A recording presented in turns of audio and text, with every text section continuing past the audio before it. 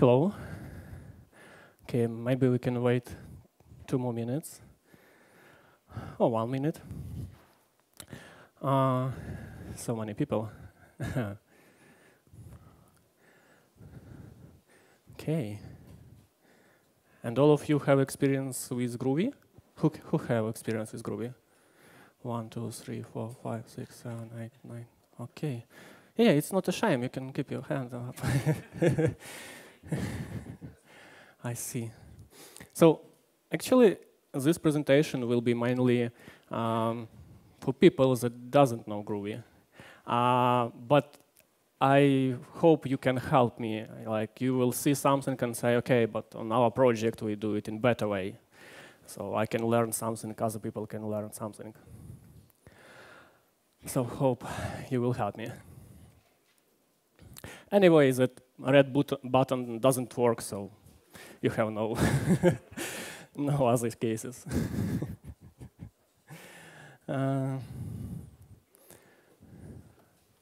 Okay, maybe let's start. You know, I saw many presenters here. They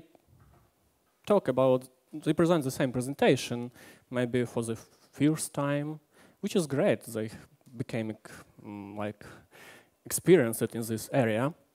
I must say you that I'm not expert in Groovy. I have been using it just for 1 year. I have real project experience.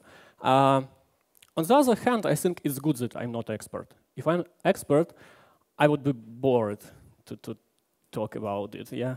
And now I just want to share. I still have like desire to say, okay, it's groovy, it's cool, let's use it. So, a few words about me. My name is Chulovskyy. Have been working in IT for 10 years.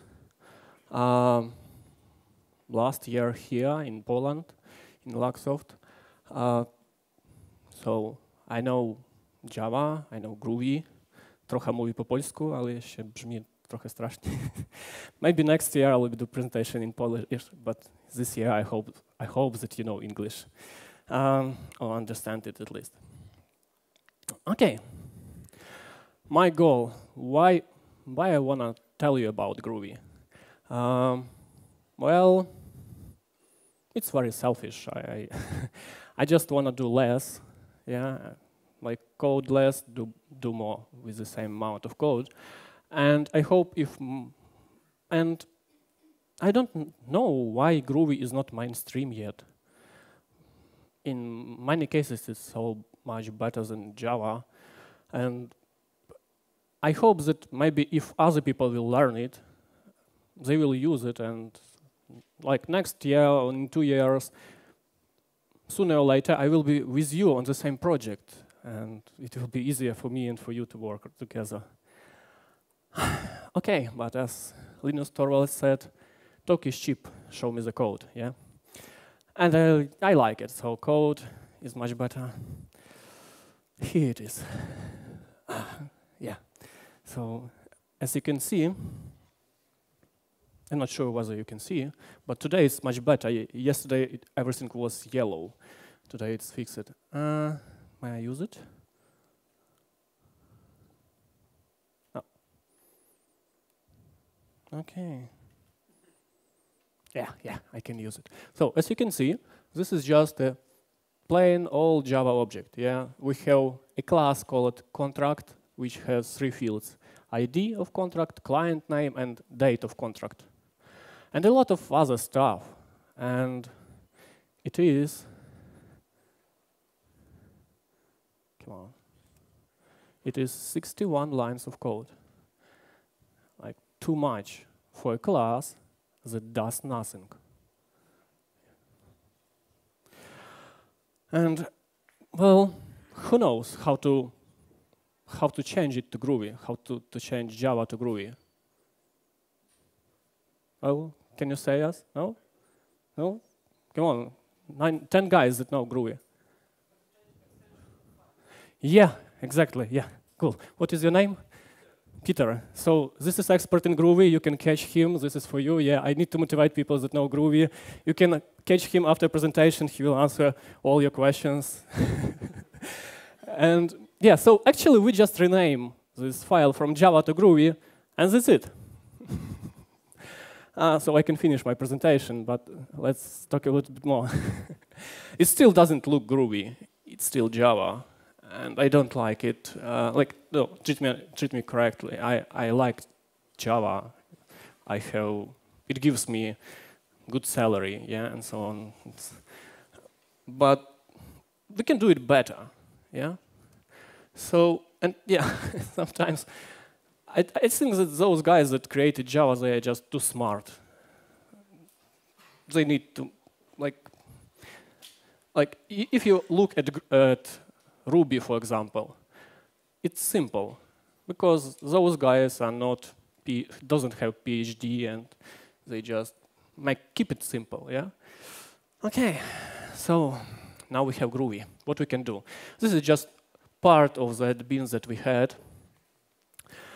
And yeah, as you can see, we have 3 fields, we have getters and so on, and below it, we don't see it, we have all other stuff, equals, hash code, and so on. So what we can simplify? We have a lot of noise here. What we really need in this class is just 3 fields, right? Come on, so what we can improve? We can remove these semicolons. Like a little bit unusual for Java developers, but it will work, yeah? What's next? Well, it's already better, but we don't need return statement. And this is where Java developers stuff. They don't why? I want to see what I return. You don't need the last statement that you have in block. It will be returned. Yeah.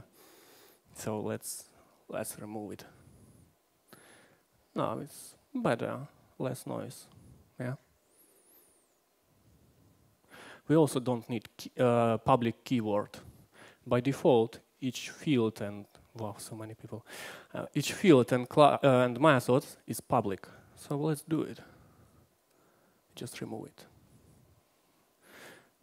Do you like it? How we simplify it? Yes.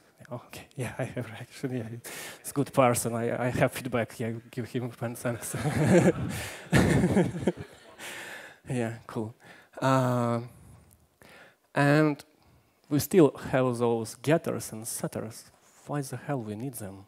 So let's remove. And I removed all of them, and as you can see, those fields are now public. You don't see keyword public, but they are public. And we still have those 3 methods, yeah?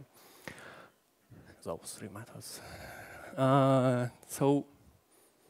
And this was another stop for my team. I did how actually I introduced Groovy. I just said I prepare a big presentation to explain why we should use Groovy, why it's better, and so on. And because I'm working for a bank, introducing Groovy, it's not safe, And when I started explaining, they just stopped me and said, "Yuri, you wanted? Introduce it. Why do you explain it to us?" It was too easy. And why other people also introduced it in a project, I believe it's because we use code review for each Java commit. And always when I changed some code, I'd added test in Groovy or replace Java test with Groovy test. And they saw that it was simplified, it was much easier, it was much better. And they started to use it as well. OK, now it's much better. And it's already 37 lines of code, not 61. Yeah, 45% already less. OK. What's next? Yeah, we always have those 3 methods, yeah. And they're always the same. Come on, we just take all of those fields that we have and use them. OK, we don't even write those methods we use. OK, IntelliJ IDEA, auto-generate, getters, setters, blah, blah, blah, and so on. So actually, Groovy can help us. And this problem, yeah, you can auto-generate it. It's cool. But we forgot to maintain it. And we have issue because of it. We added new field, and we forgot to update those methods. And it doesn't work. and you debug it for hours. Okay, so here is how Groovy can help us. Yeah, now we have class, we have those 3 fields, that's it. And we have a few annotation. Actually, what Groovy will do, it will generate those methods for you. Yeah, it will use some transformation during compile time, and you will have those methods. You can call them and so on. It will work. And you can even, like you see, to simplify your life, you can say, okay, I have this method toString, and I wanted to include names of fields in output, and I don't want to show date. I just don't care. Maybe just ID and client name is important for me, right? It's nice. And it's 10 lines of code, including imports and spaces, yeah? They are also, okay, you don't need them. You have, who remember, why do we need getters and setters? Yeah? Validating data. It's, okay, close, but still, we maintain abstraction. Yeah, I would say we are afraid that at some point we will need to do some action during changing this field, yeah? So that's why we keep all those setters and getters. But yeah, guys, he was the first one. Please keep it.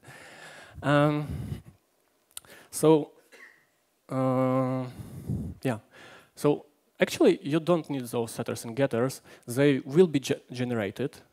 If you decompile bytecode, you will see the setters and getters. Groovy does it for you. What is even better, now you're afraid, okay, I will need to use those setters and getters somewhere. I need to do some additional action, and I cannot, because in my code I will refer to variables directly, yeah?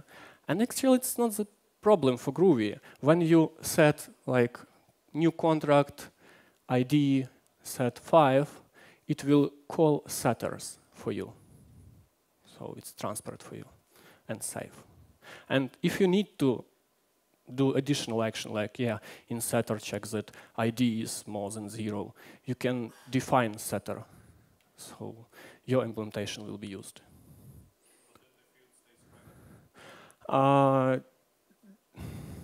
No, you don't need it.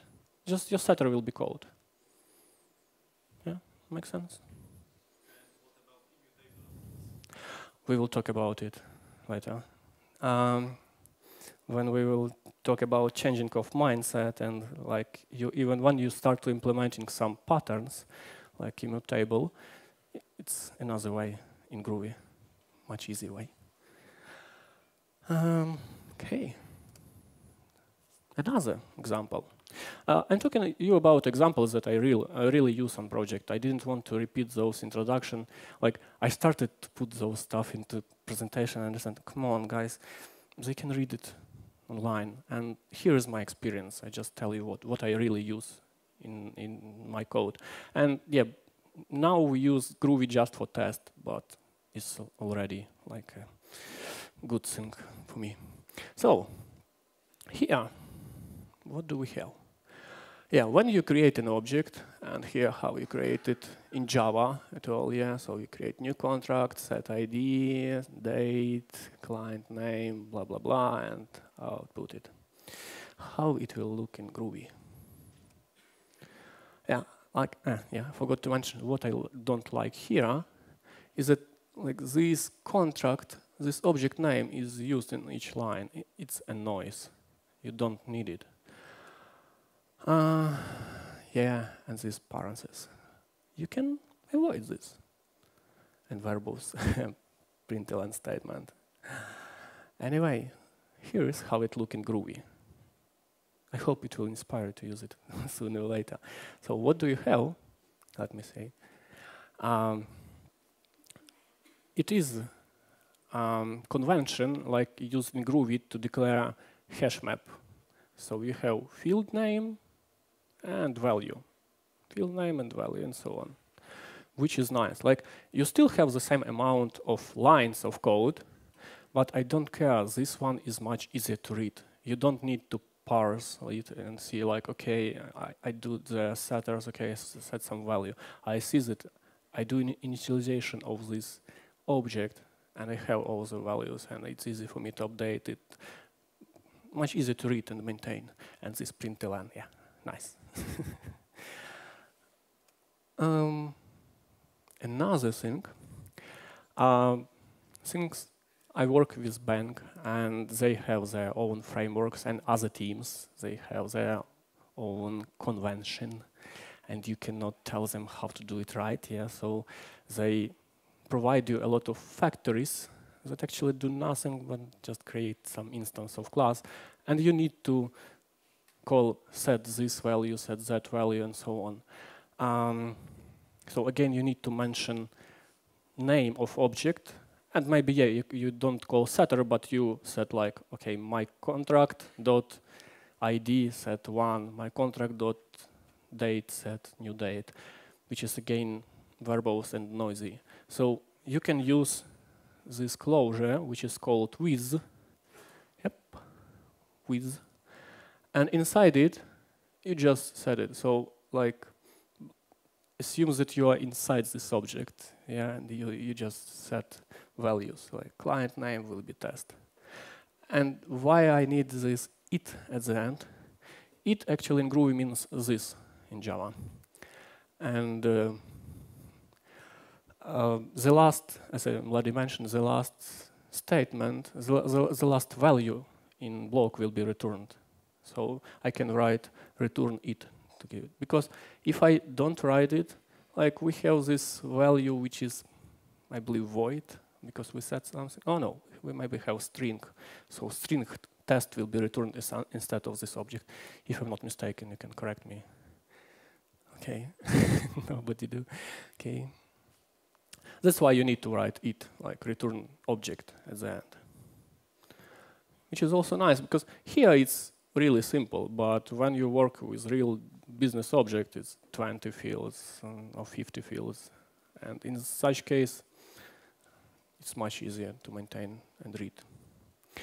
Okay, another mindset changes that you will see, like standard method, some formatters that we use, like get full name. Okay, maybe not with full name, but when you put some currency, value, blah, blah, blah, blah, you have this sentence and you use formatter and put the parameters and convert it to string, widely used in Java, right? Yes, no, yeah, yes. Something back, come on, yes, no, say me something. Yes, okay, cool. You still understand me. How it's done in Groovy? You see?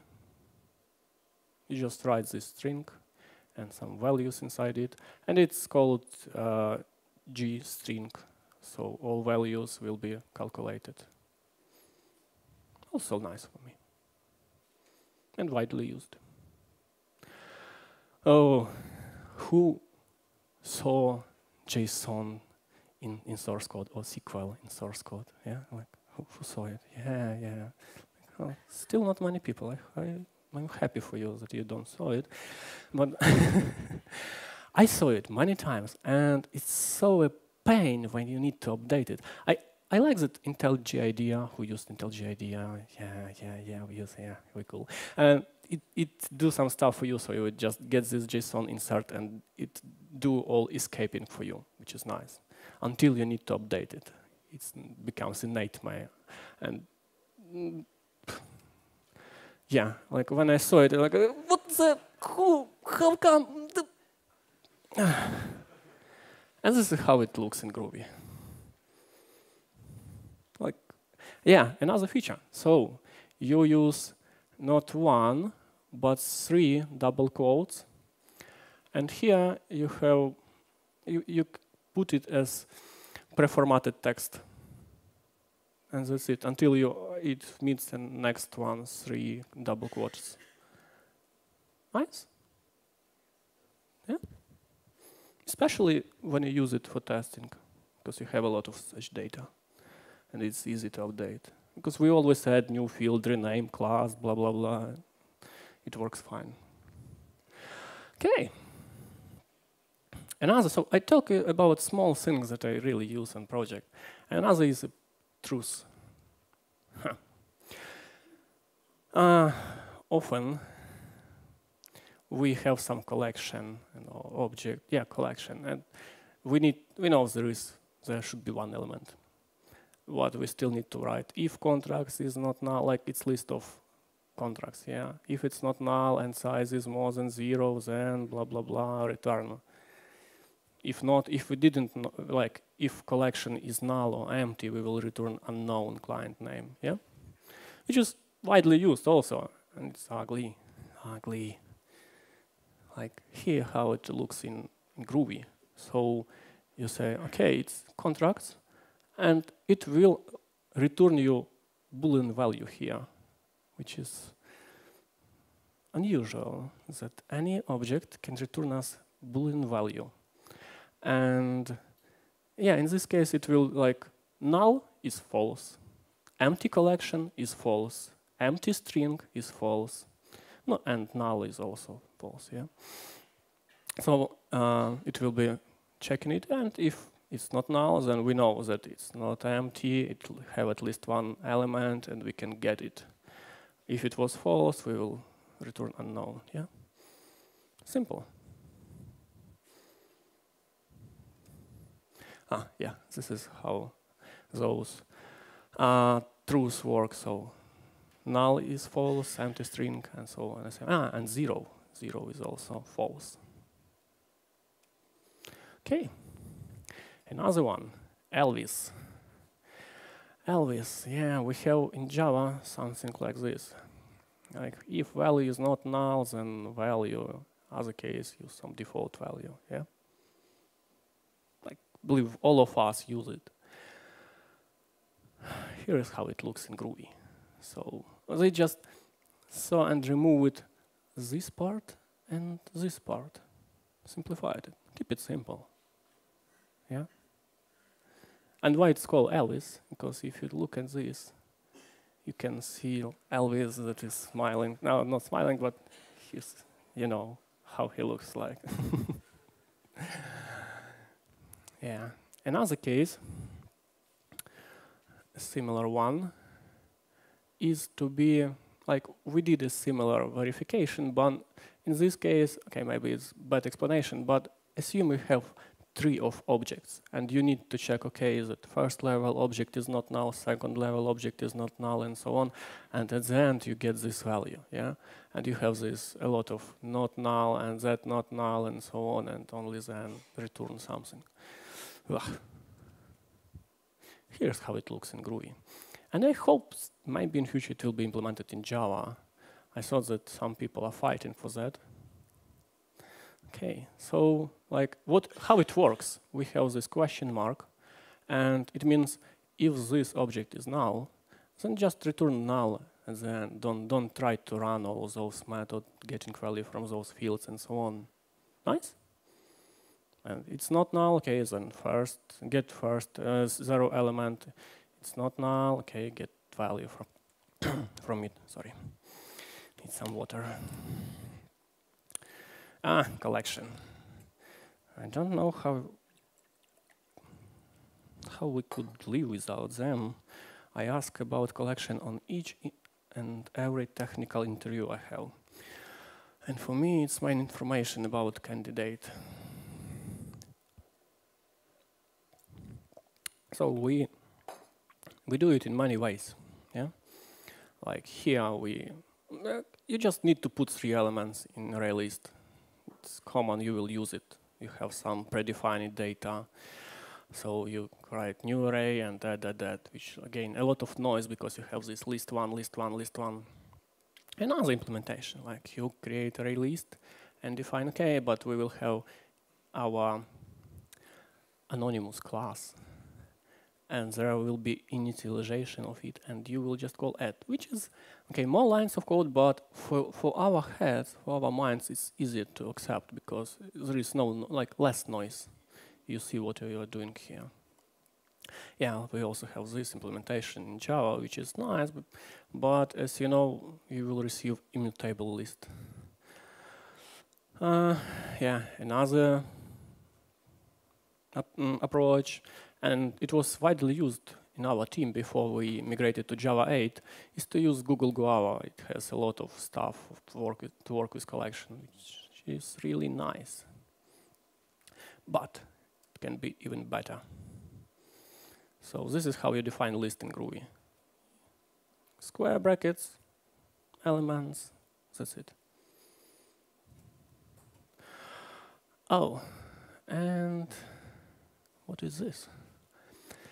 Contains client with name. Yeah, usually in many tests, what we do, we need to verify, like we do a lot of transformation, validation, and so on. And at the end, we need to check like that, like we have 100 elements, and one of them, at least one of them, should have field with that value. And you go through all of them and check, okay, like, do we have client with such name? Yeah, it's common to test because you persisted, loaded it, and need to see it, to verify it. And you check it, yeah, and put some value into Boolean field and check it, and so on. Another approach from Groovy. You just write list, any, and closure, where you define some condition, some expression. Yeah, which is nice. And actually, a lot of stuff applies here. I need to explain it in details. Here, any, okay, it's we can treat it as for each that will return Boolean value if at least one time this condition will be true, right? Which is nice. We have similar one for every. We also have for each. So another implementation similar to Groovy, to Java. And why we use like equals, not such equals? Who knows? We compare strings. We cannot compare them like we do here, because it will compare references. Yeah, cool.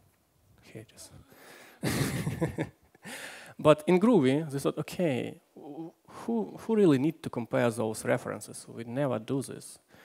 So let's just replace it. During compile time, this will be replaced with equals, which is nice. And yeah, in Groovy, we have those power assert. I will talk about them more later. Yeah.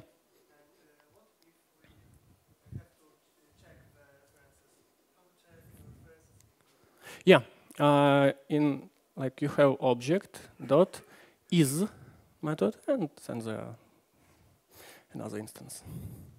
Never use it. Okay. And yeah, lists. Yeah, so there are many examples for those lists that we have. So yeah, again, how we define list, how we get size of it, how we reference second element by the way, we reference by starting from 0, from index 0, so it will be 7. Yeah, and we can use minus. I believe they saw it in Ruby and snatched it. But it works. It's also nice. Like often you need just last element, and you call okay, then collection size -1. But this one is way better. You can also add elements like this. You can add lists like this to receive one list. Cool. I hope you will migrate to Groovy. Yeah, you can use for each. Yeah, like in Java we have for each. This one is also simple. And many other, like collect. Okay, just do some stuff on each element of collection. So yeah, it will be multiplied by 2. You receive new collection. Nice. For every, yeah, it will return your Boolean value. Like you check that every element in this collection is less than 5. For any, also returns Boolean value. If at least one element is greater than 2, then it should work. You can calculate sum of it and so on. You can find elements. Oh yeah, I like it. We had like big method in our test that will do this for us. And now it's easier. So you say, okay, we have some collection. Find all elements that meet like this criteria. So some stuff starts from A, and you receive it. Like you receive new collection, and we check, yeah, size is 1, yeah, because only one element meets this criteria. Or you can use uppercase and so on. Whatever you need, whatever transformation you need. Come on, yeah. How much time I have? Who knows? Yeah. Who cares? Okay, 12 minutes, good. So maybe I need to talk more quickly. Okay, so hash map. Hash map is also in Java, put, and this is noise. And in other implementation, like we had in list, and we have immutable map from Google Guava. And here it is in Groovy. Yeah, so you just write A, blah, blah, blah, blah, blah, blah, and it works. So key, value, key, value. And what you need to see here, we don't have these double quotes, yeah? And this is important, and I believe it's a mistake of Groovy, because they treat key always as a string. Not always, but almost always. And this is a problem, because sometimes you may need to use some variable as a key.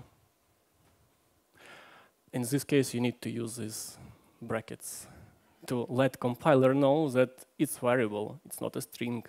Come on. Okay, we should live with this. And there are exceptions.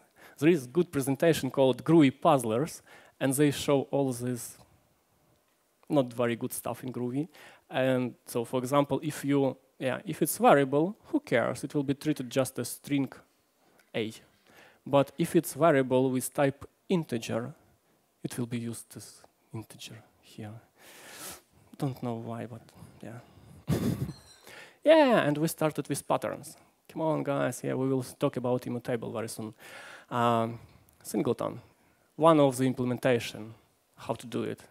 Like the last good explanation at technical interview, I asked one guy how to implement singleton in Java, and he said, okay, use Spring.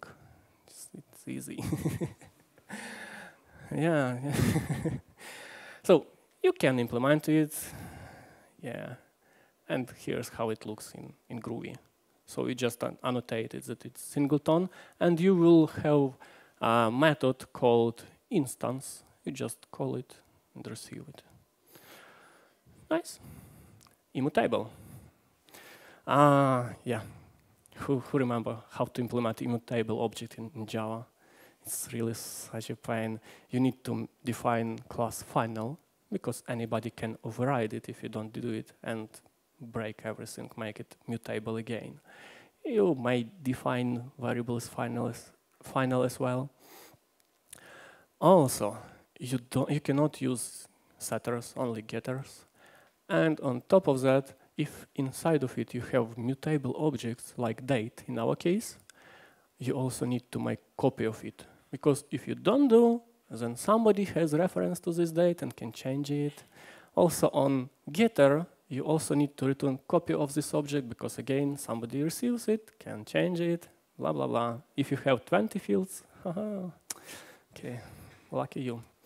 Lucky you that you have Groovy and immutable annotation. That's it.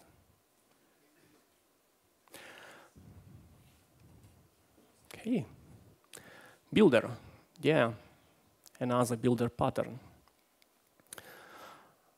You see, it's another magic from Groovy.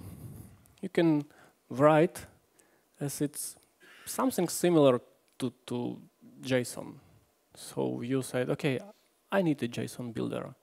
And you start define elements that actually they were never described. You don't know whether you have such field, but you can describe them. Okay, I have conference, inside it I have speaker, I have such attributes, or even another object, string, boolean, even list here, and so on. And when you call toString, you will receive valid JSON object. Like it will be there, which is also nice. You can actually do anything. You can the same use it for XML builder and create, for example, POM file with your code. you will have presentation later. And it also works like vice versa in another way. When you have JSON and you need to get something from it, like you see what I'm doing here. I'm going to this URL, going to GitHub and getting user, it's me. So I said, okay, I need some JSON parser and I need to parse it and please take data from this URL and take text from it and parse it. So we have JSON object and take location, and here it is with 2 lines of code. Like it's real data. I was like did it just yesterday. It works. Okay, testing. Yeah, that's my idea. That's why I started to use Groovy. Here, what we have? Yeah, asserts. In Groovy, we have power asserts. They saw it in Spock framework. Who heard about Spock framework? Yeah, the same guys that know about Groovy, I believe. Yeah, so what we are doing here? So we creating new object. We create list of objects, you see, like square brackets, define another object. Like you shouldn't define all the fields, you might define only those that you need. And after comma, mention next object that we already have here, and compare that this list is equal to this list. It actually is not, yeah, because here we have 2 objects, and here we have only 1 object. Yeah, and what you will see is this power assert, which is great output. You will see, okay, I am comparing this object to this list, and I can tell you that it will call to string on each object. And even if you have 3, you will see all of this, and you will say, okay, I have a contract with such values, and on this side I have list with such values, and they are not the same. It actually will call equals for you. And this is so cool. Yeah, and you see where it happens and so on. It's so cool if you think about it. In JUnit, we have assert null, assert not null, assert equals. We have all the stuff that compare. And here, you just don't need it. You have one word, assert, and you use this equals. And it works, and you don't care whether it's null. Yeah, it can compare, okay, if it's null and it's not null, it will write that here we have null, here we have object, they are not equal. It's safe, it's like null safe, you don't need to check for null and so on. It will do it instead of you, it will show you all the information. You just don't need this set of methods. Whew. And Spock. Yeah, 5 more minutes, guys. We are almost done. You remember whom you can ask questions and so on. Spock, another cool framework that I really like and hope you will use it as well. You just do specification. You describe your test in such word like, I want to set up or assume that I was given some data and I expect that when I do something, then I receive some values. How it looks. Okay, it's very extended example, but let's check that. Yeah, this is another cool stuff. You can define this is method name in Groovy. Any string can be a method name. So method name can have spaces, anything you want. And it's wonderful for tests because you just define right here what you are testing. You don't write test blah blah blah function name. You write what you're exactly doing here.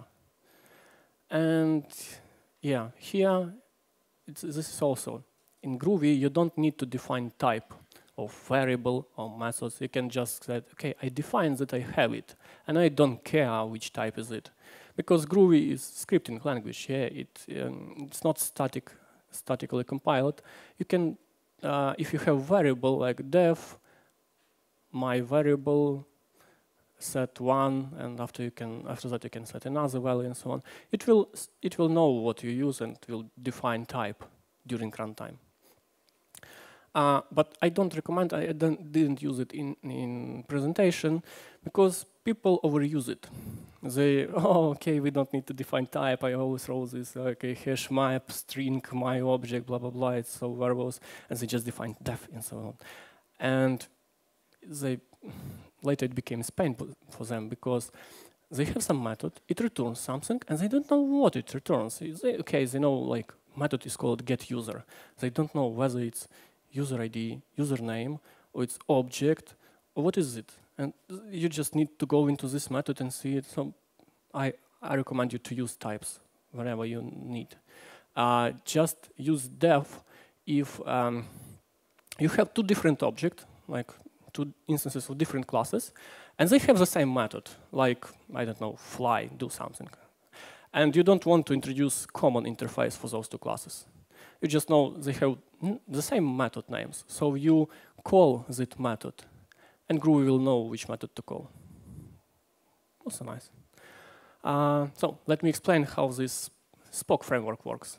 So yeah, this is how you define, okay, given two variables, when I do something, then I check result. And what everything else means next, also one of the features that's still in snapshot version, but I believe it will be soon in prod or release version, yeah. It allows you to define and generate, like define some values that will be visible on report. So when you generate report, you will see something like this.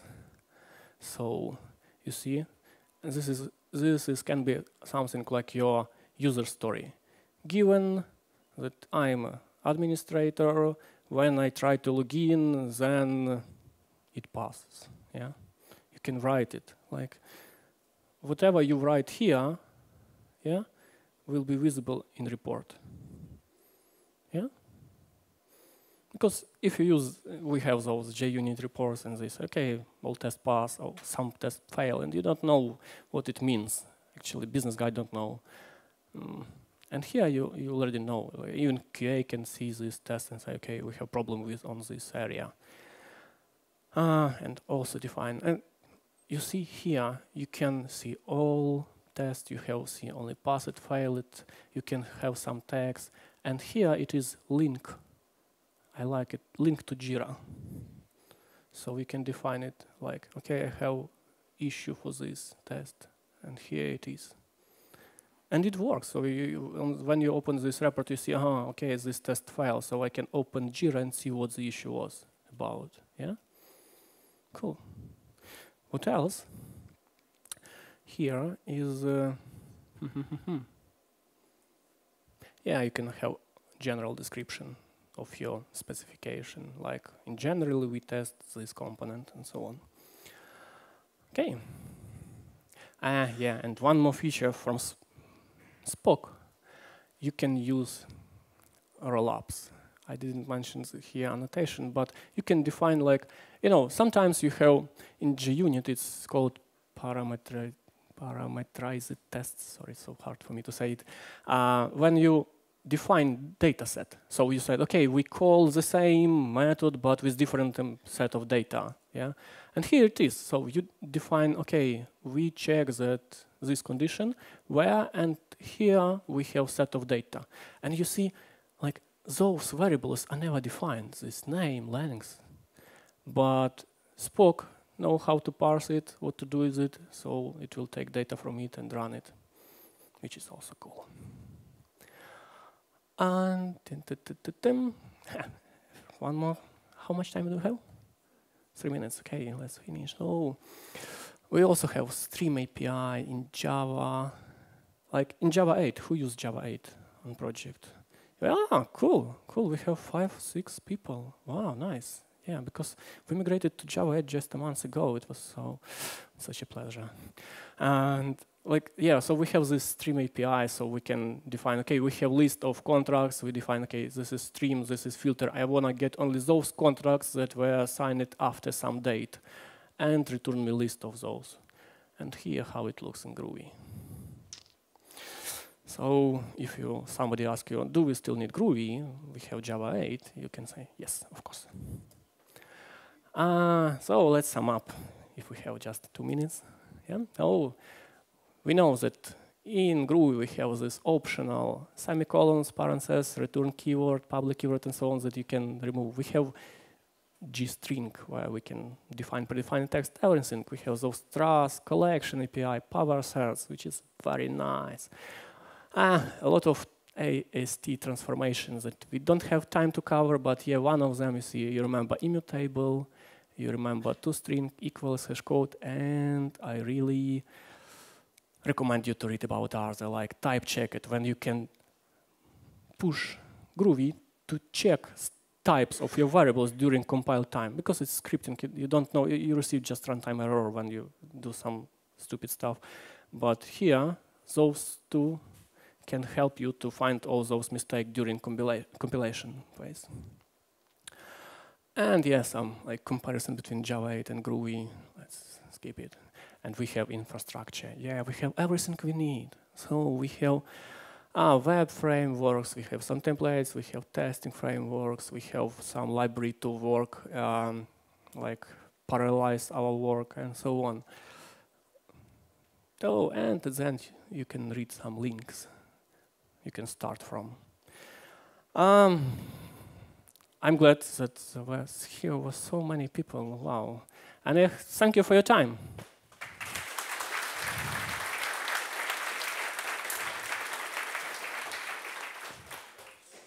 Yeah. Like this. Some questions. Okay. A quick question. If Groovy is so great, why do you only use it for testing?